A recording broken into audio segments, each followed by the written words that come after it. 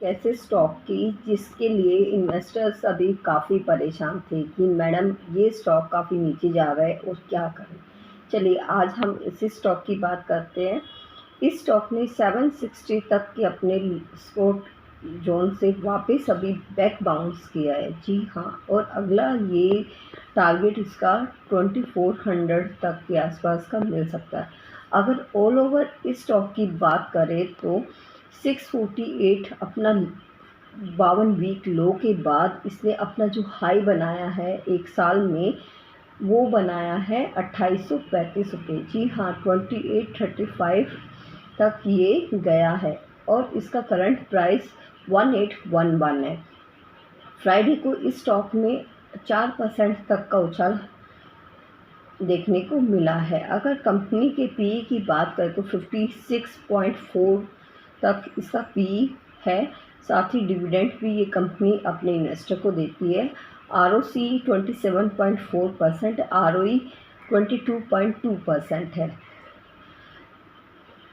साथ ही अगर कंपनी ने अपने आप को डेब्ट फ्री किया हुआ है और पिछले 5 सालों में इसने 25.5% CAGR के हिसाब से ग्रोथ दिखाई है और अपना बहुत ही अच्छा परफॉर्म दिया है। लेकिन अगर क्वार्टर बेस पर इस कंपनी के हम देखें तो कंपनी की सेल्स जहां 1016 करोड़ थी, वहीं इसकी अब घटकर 1010 रह गई है। क्वार्टरली बेस पर मार्च और क्वार्टर की कंपैरिजन में इसने काफ़ी लो परफॉर्म किया है। एक्सपेंसेस 925 जो थे वो बढ़ गए हैं।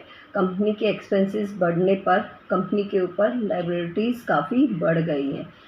अगर कंपनी का प्रॉफिट बिफोर टैक्स देखें तो जहां मार्च में 153 था वो अब 115 बन गया है। नेट प्रॉफिट जो है जहां मार्च में 112 था वो अब 87 करोड़ रह गया है। EPS 9.74 रुपीज़ से घटकर 7.61 रुपीज़ रह गया है।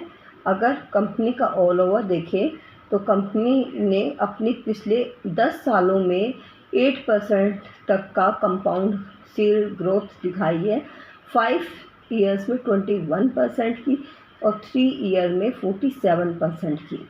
साथ ही अगर स्टॉक प्राइस CAGR देखें तो 10 सालों के हिसाब से इसमें पिछले 5 सालों का देखते हैं 69%, 3 ईयर्स में 112% और 1 ईयर में 122% तक का देखने को मिला। रिटर्न ऑन इक्विटी की बात करें तो 10 सालों में 13%, 5 ईयर्स में 17%, 3 ईयर्स में 18% और लास्ट ईयर इसने 22% का दिखाया है। साथ ही कंपनी की अपनी लायबिलिटीज़ थोड़ा कम हुई है। पिछले मार्च क्वार्टर ईयरली बेस पर अगर हम इसका कंपैरिजन करें तो मार्च 2023 में जहां 10,783 करोड़ थी, वहीं अब मार्च 2024 में 10,223 करोड़ रह गई है।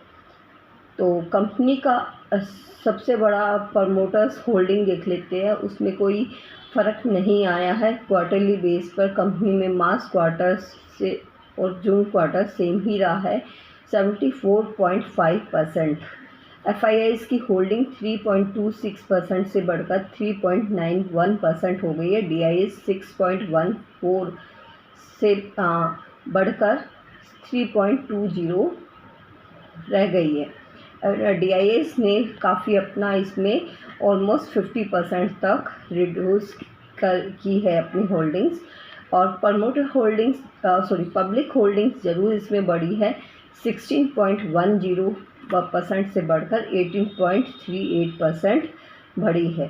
तो ऑल ओवर कंपनी का आप बैलेंस शीट देख चुके हो और अपना कंपनी का टेक्निकल एनालाइज करने से सारा हमें अगर इसका सारा चार्ट और ये सबसे बड़ी बात है कंपनी के पास ऑर्डर बुक बहुत बड़ी है और साथ ही इस कंपनी का जो अगला टारगेट हमें जो देखने को मिल रहा है वो 2400 से अबव ही देखने को मिल रहा है। तो मेरी राय है कि मैं इस स्टॉक में ज़रूर अपने आप को लॉन्ग टर्म के व्यू से रखना चाहूँगी। बाकी आप अपनी राय मुझे ज़रूर बताना कि आप garden rich ship builder stock में क्या करना चाहोगे। तो इसमें आप इस पे कितना भरोसा करते हो कंपनी पे, और आप इसके लिए क्या सोच रहे हो।